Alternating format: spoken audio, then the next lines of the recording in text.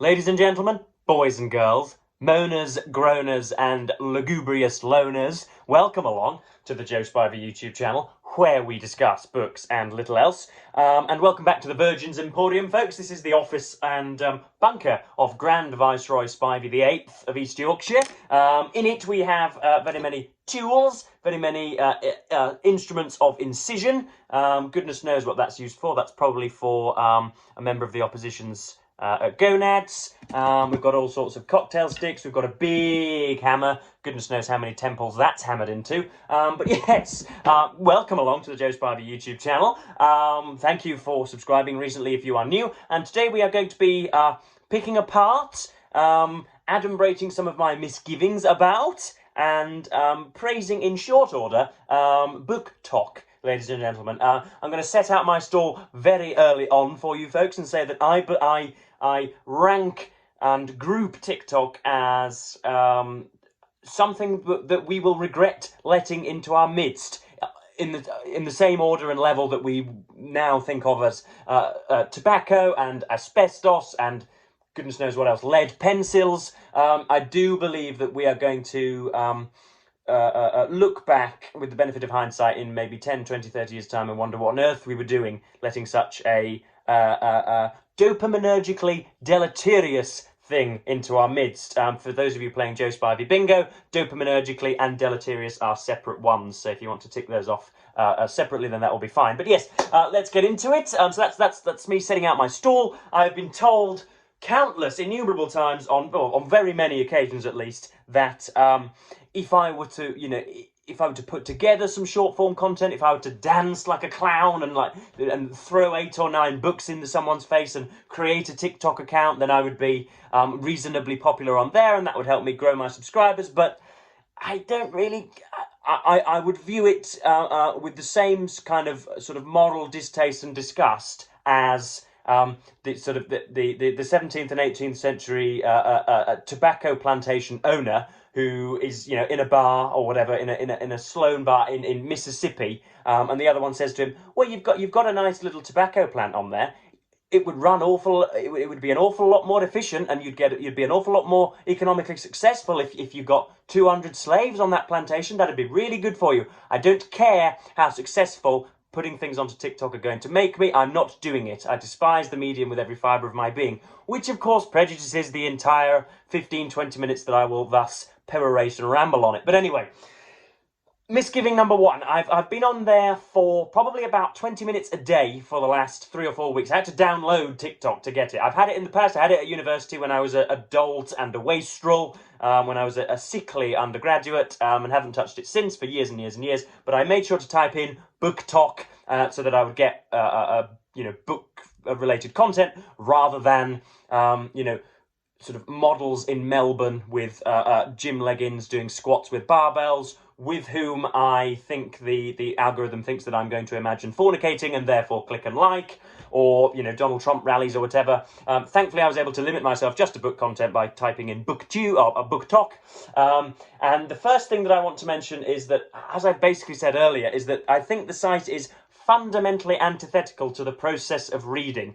What is it? It is a discrete sort of chain of episodes. It is a 15-second, 30-second, 20-second, 25-second series of, as I say, sort of an episodic trail. And when we think about what reading is, what it should do, what is it? What are the inherent virtues and benefits of reading? It's a slow, continuous trail of similar, perhaps maybe even loosely connected ideas, and that is fundamentally what TikTok is not. It introduces a thing, a small portion of the world, and then you swipe up, and there's another thing, another small portion of the world, which is probably disconnected. There is absolutely no surprise to me that we can correlate lowering attention spans with a heightened use of TikTok, and therefore it's just a complete jumble of discrete information that is never going to facilitate one's reading, because you're never going to be able to tear yourself away from the app, because it is deliberately designed, its desideratum is to make sure that you stay there and keep scrolling. And so the practice and privilege that we have of being able to read nowadays is vitiated against by this app. And so I think, I can't even think about an analogy to it, but the two things, i.e. using TikTok and reading, are, as I've said, fundamentally antithetical. So that's my first issue that I want to raise. The next issue that I want to raise is that every single book that was put in front of me was brand new. It had been bought not just that day, but that hour, and had been brought back to the individual's living room for their demonstration of their video. Every single time they were going for a book haul, which would usually mean that they would insouciantly and fervently go to a store and spend $100 or the sterling equivalent on 7, 8 or 9 brand new books. They would do that, as I say, without any without being stopped at all, or without thinking that was bizarre in any way, or without thinking that was profligate. Everything seems to be absolutely brand new. I cannot recall, and I've watched a damn lot of videos over the last week, whether I ever clicked on a video and they were looking at, Anthony Trollope's The Warden with a second-hand Penguin classic that had just been bought from a second-hand bookstore. Never. I'm sure there's content out there, and I'm sure I've probably not experienced BookTok in its totality yet. But as far as I'm concerned, everything else was brand new, and so it taps in to, I'm not saying anything new here, the chintzy, meretricious commodity fetishism of 21st century society, the rampant and insatiable commercialisation of everything, which I don't think, again, I'm not saying anything new here. I know there's been an extraordinarily famous article now, I think it was written in British GQ, was it, which says that BookTok prioritises readers and not reading, with which I thoroughly agree.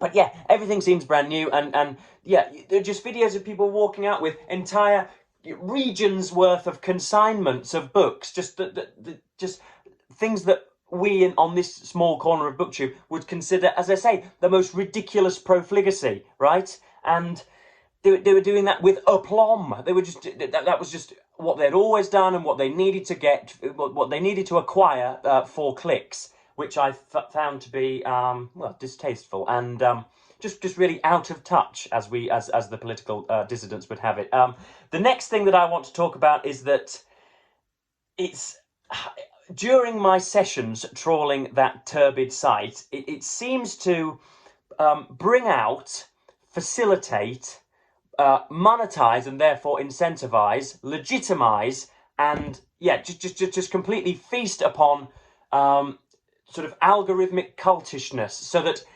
authors who, had TikTok never existed, now enjoy ridiculous emoluments, which means that they can get an apartment in any capital city in the world. The girls all read Colleen Hoover and Sally Rooney and goodness knows who else. Bits of Zadie Smith have managed to find their way on there, which is of objective worth, so I'm happy about that.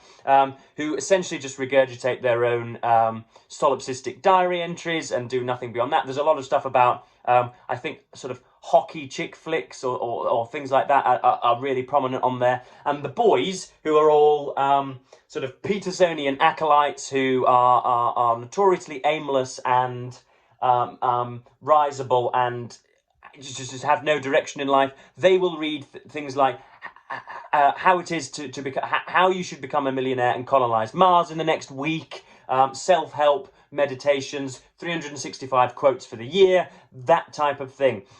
So it seems to aggregate and bring together an awful lot of really, really terrible books. And that brings me on to another fourth, well, I've got 5 points. My fourth point would be that it does what we've discussed on this channel, what we've long since remembered to do on this channel, which is divorcing subjective enjoyment from objective worth. There are so many videos that start with books that I will not hear criticism about. It is, as with most aspects of the internet, it prioritizes sensational and outrageousness, and displays and hypertrophies and lionizes people that enjoy a book and therefore think that it is of objective worth, which is something that I've trawled through before and not something that I want to recapitulate in a too vehement a way. but nonetheless, it's something that I definitely noticed that there seems to be, just a ridiculous amount of people telling me that this book is excellent, and if you disagree, then you are a tyrannical despot that needs to be shot. So it's just, again, it's just for somebody that's never been on the site and hasn't been cultivated by it, or hasn't grown up with it really, or hasn't experienced some of its nuances. I don't go on TikTok at all. It was alarming, to say the least. And the final point is that it's fundamentally really, really, really very performative. Now, I mean, I understand that this can seem to be hypocritical. Here is a young human adult male who has an insatiable desire for dictatorial control, somebody who wants to have everybody under his yoke and be the immovable and unimpeachable fascistic leader of Great Britain and Northern Ireland by the time he's 30. I understand that this can sound a bit rich coming from Joseph, who sits dawdling in front of a camera for hours on end. But I mean, I add bits and bobs to myself here and there, and I can seem to be a little bit more ebullient and effervescent and animated than I otherwise would be, but I've had the pleasure of meeting some of you that watch these videos now. I've had some of you are my family members. You only have to ask mother and father and grandmothers. I am essentially like this all of the time, but you can tell in invariably every single video that you watch on there, they are putting on an act. They are putting on a mask. They are just sort of vivifying themselves and making themselves much more animated than they otherwise would be. And that's in the nature of television and of recording oneself and platforming a part of your personality. I'm aware of that, but it seems to be done to an egregious extent. So that's it, really. Positives: reading anything, however tawdry and however meaningless and however basic and however ill thought out and ill considered, is better than reading nothing at all. Even though the site is peopled by those who probably haven't read anything in advance of a greeting card since they were age 17 or 18, it's still positive that people are picking up books. I don't care how fanatical and how bizarre and how just affectatious the whole practice is. As long as you're picking up books and reading them for the first time, then that's fine. The place is, going back to being performative, the place is full of skits. It's full of here's my completely dumbfoundingly stupid boyfriend who I've handed conversations with friends to on the sofa. Here's his reaction to it. Here's him pretending to read the first page and then inventing some reactions he would deem authentic. And here's me recording it. It's full of skits. It's full of this reader compared to this reader. It's full of appeals to universality that are obvious, demonstrably just artificial. And you can see how tense. And I'm not angry, but I'm not angry, children. I'm just disappointed that this is a medium through which books are discussed. So I've got a few quotations that I want to that I've just jotted down recently. I screenshotted them. So it's one of them is books I will accept zero criticism on. And again, this is just that appeal to objectivity and telling everybody that just because you enjoyed a book, that means that it's worth anything, and if you disagree, I am going to remove your spine from your anatomy, which is not very, very good. Another one is 366 daily meditations and laws, #productivity, #mindset. This is, these are the sort of willingly blind subservience of Elon Musk and Jordan Peterson and what's the bloke who does? We've got Chris Williamson with Modern Wisdom. We've got Stephen Bartlett. I've forgotten what his podcast is worth. Just men of my demographic, notoriously aimless and ignorant and sort of sometimes undesirable and just altogether mentally ruined young boys who, because they can't lasso a buffalo anymore or cook badger around the fire for their barefooted females, now feel the need to want to talk about Marcus Aurelius or again Jordan Peterson or not Gerald Ford. I always mix those two up. Henry Ford and Neil Armstrong and the Manhattan Project, full of people that just want little tidbits and little bites of information by which to live their lives. Don't listen to anybody else. What's in your soul is best. they're invariably people that think that being born in the middle of March has some kind of effect on your daily comportment and the content of your character. Stupidness like that. I've got another quotation. Oh my God, the books you read are so big. It's one of those videos where people who don't read books that are 700 and 800 pages long lie about reading books that are 700 and 800 pages long and seek to patronize. Again, I know it's rich, given that I can be seen to have mansplained and patronized for going on 15 minutes now. But yeah, people that don't read large books are posturing to others about how to read large books. And then the final quotation is, I read 10 books in 10 days, which obviously hasn't been done at all. I read, I think it was 6 books in 6 days, or 7 books in 7 days for my previous video, which was 7 short books to get you out of a reading slump. And I read voraciously, quickly, and committedly. And even that was a little bit of a struggle at times. So these guys that spend 15 hours a day watching Yogi Bear fornicate with goodness knows who, Margot Robbie on TikTok probably aren't getting through that much content and are therefore lying again. So yes, I thought I'd just I thought I'd tread the ground. My views on TikTok are well known and have been for some time. And so that pretty much covers me, I think, BookTube. Please tell me if there are some excellent pages that I'm missing out on.